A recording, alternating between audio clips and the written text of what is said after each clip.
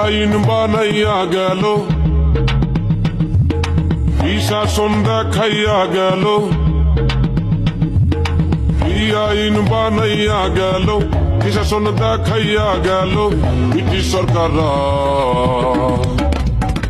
মাথার বেরেন খাটাই বানাইছে জেলখানা, মাথার বেরেন খাটাই বানাইছে জেলখানা, মাথার বেরেন খাটাই বানাইছে জেলখানা, মাথার বেরেন খাটাই বানাইছে জেলখানা।